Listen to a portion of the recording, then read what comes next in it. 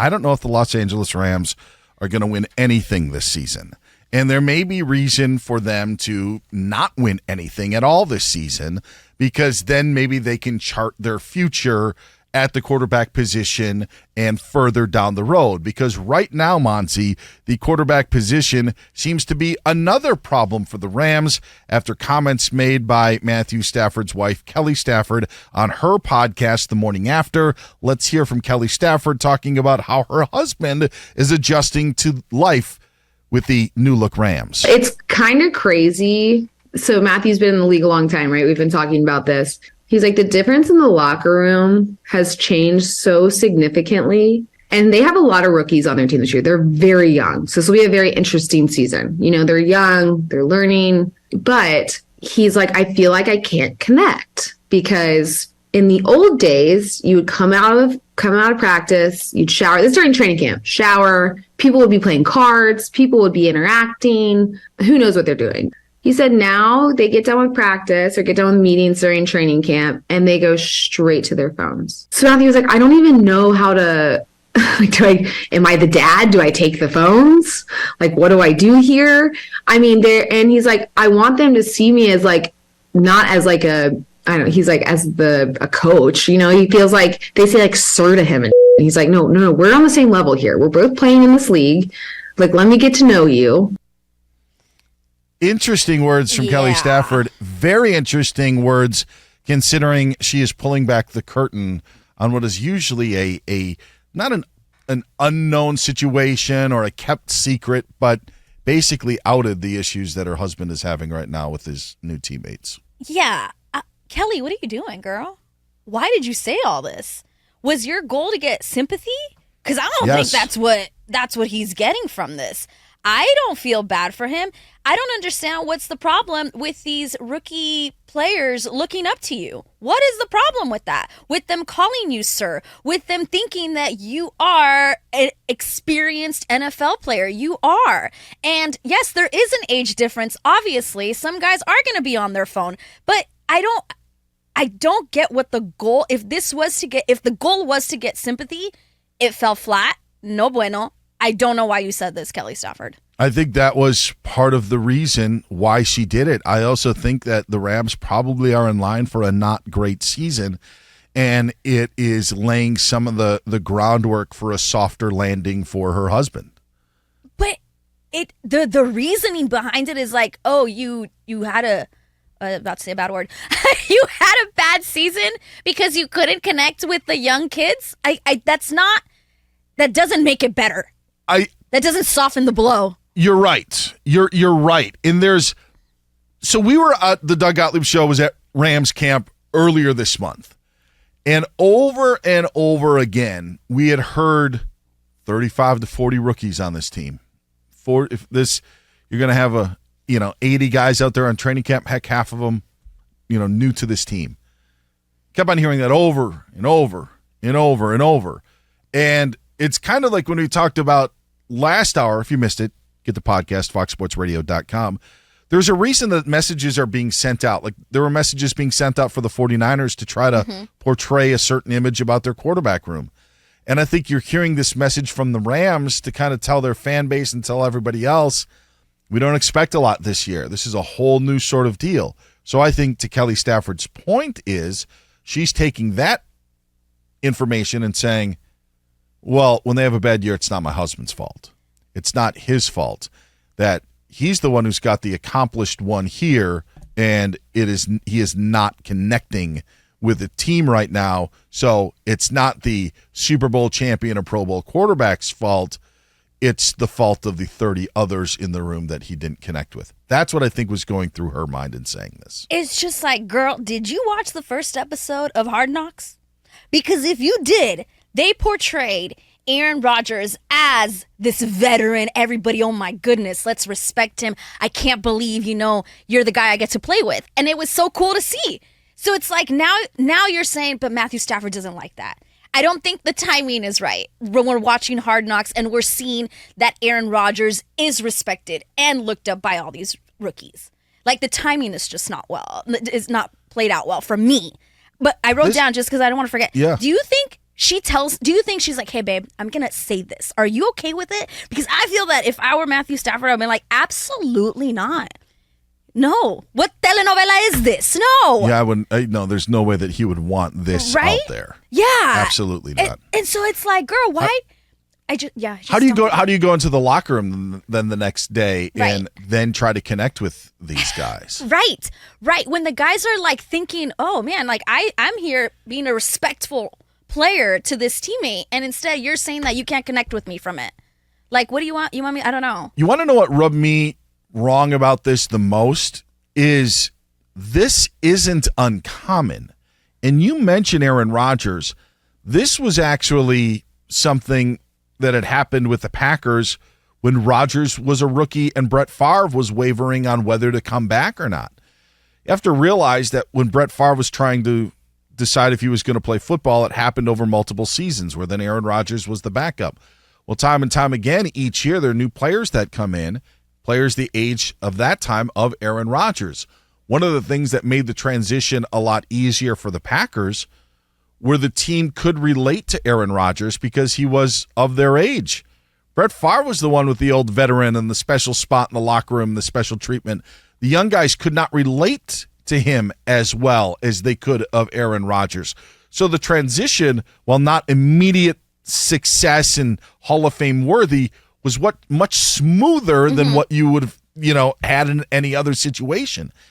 And so this isn't foreign. This isn't different. It's, a veteran quarterback not connecting with the team. What's different is, to your point, is it's now been made public. And I'm sorry, I'm 46 and my wife yells at me for having my face in my phone too much. I don't think it's a generational thing. I think it's guys who haven't played with each other. Yeah. They don't know anybody else. And honestly, the guy to bring them together is number 9. Right. Exactly. You're the quarterback. This is your team. You won a Super Bowl 2 years ago. Like, you have to be the one that leads them and brings everybody together and also not be affected by it. And I wonder if he said a one-liner, like a throwaway. Yeah, those guys, man, I can't keep up with them. And she dissected it and took it into this. Like, what if he didn't even say all the things she said? It's just, like you said, this isn't the first time. This happens all the time with the veteran quarterback, I assume. And obviously it's going to be an easier transition if it is a younger quarterback that you can relate to. But that's not the... I don't know. Can I play the role of Matthew Stafford? Go ahead. Okay, Who am Matthew I? Stafford. Who am I? Oh, nobody? Okay, got it. All right. Matthew Stafford comes home, sits on the couch.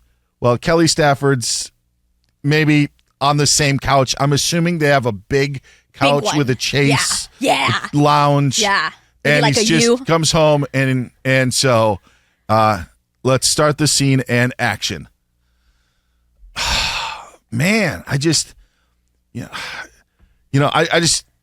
guys have their phones in their face and people are calling me sir. I just can't connect with these guys. End scene. That's it. That's exactly what I think happened. And then he grabbed a soda and just started watching something. Hard Knocks. Yes. And then she just dissected it into something and then told the world. And again, just like Jerry Jones, why did you tell us this? Why did you say this out loud on your podcast called The Morning After, which is a name that I would probably change? But, You got better options? I think there's better options in The Morning After. Maybe there's regret. Yes. Maybe that's why. Maybe it's apropos. maybe that's why it fits. There we go. That's it. Now it all makes sense. Jerry Jones, though, is like Jerry Jones is great for us and for those that don't like the Cowboys to hear him run his mouth and talk about it and gives a lot of people stuff to talk about. This seems, because it is one person removed from the source, that there's it's a weird locker room violation that if she's been the wife of an NFL quarterback for 15 years, you should understand. Yeah, like this is actually not a bad thing.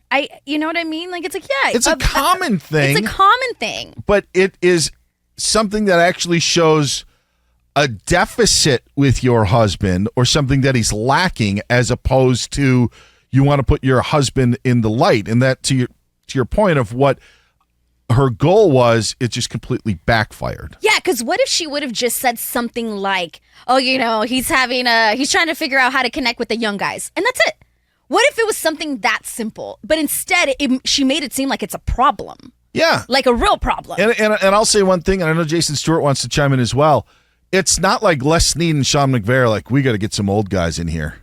Like, this is, we got let's line up some 35-year-olds. So, no, it's not going to change. Right. And they're not going to bring in more guys so Matthew Stafford can play cards with in the locker room. That's not going to happen. Also, we're not playing cards. Nobody's playing cards. Jason Stewart. I was just thinking this as you guys were talking about this. I don't know if it's Matthew Stafford complaining to his wife because he can't relate to the players. It's because he doesn't, at this point in his career, want to try to. That's an effort that he doesn't really want to put in on a team that's not going to win. And then you start connecting the dots. Remember that weird report? Michael Lombardi came out in July and said that the Rams feverishly tried to trade Stafford, and then they denied it. And then there was that report that they tried to get him to take less money, and he would not do it. The dots are starting to be connected here, and it just seems like his time with the Rams is on short time, but he makes so much darn money. I don't know if there's any choice. They seem to be stuck with each other. Mm-hmm. Am I reading this whole thing wrong? No, I don't think it's a wrong read. There will be a way. There will be a way out. And if they end up getting the first overall pick, something that the Arizona Cardinals are trying to beat the Rams to do today by releasing Colt McCoy. I mean, right now, that's what it appears. And I think that the Rams would love that if you could get Caleb Williams. It's going to be a theme we're talking about the entire regular season, mm-hmm. So it's apparent now. But to your point of, if the Rams were to get the first overall pick, I think they'd be tickled pink and would figure out a way for Matthew Stafford to be gone and figure out a way to move him. I don't think that it's far-fetched of what you're saying, that there are these dots that are connected, mm-hmm. that he is not wanted. However, this isn't coming from the Rams. This is coming from him and his side of the story. So I just don't know. I just think that she just tried to curry favor because maybe of the things that you were alluding to, Jason, that she tried to make it a softer landing for her husband, and it made him actually look worse. Yes. No, I'm from this point on, I hope Matthew Stafford is having a conversation with his wife. What are you going to talk about today, honey? Great. Make sure I'm not a topic of conversation. Because what's the point? I would hate that. I would hate that. And it just really, really did not land the way she thought. Yeah. And also, he's not a disliked dude. He doesn't need the sympathy. You know what I mean? The reason that I hesitated is I feel that there's a reason that they're married is they kind of think the same way. Okay. They're thinking, he's thinking don't call me sir. You know who makes it easier to not call you sir? Matthew Stafford. Hey, just call me Matt. Right. Make it easy. He's the one. Aaron Donald's the one. Cooper Kupp's the one that eases all of that. It's not the responsibility of the 23-year-old rookie to adjust to that NFL locker room or adjust to those guys. I think that he'd be surprised maybe at how some of those rookies actually connected, mm-hmm. instead of just everybody sitting there on their phone. By the way, I've never been in an NFL locker room where guys weren't on their phones, at least at some point. Right. At least in the last, 5, 7 years? 10 years. 10 years. Yeah. Everybody's on their phone. You know what? Ask them what they're playing. Maybe you could play with them. Maybe they're all playing together. Yeah. They had an awful preseason as well. They went 0-3, and I know Matthew Stafford didn't play in any of those games, but I don't want to read into the preseason. Mm-hmm.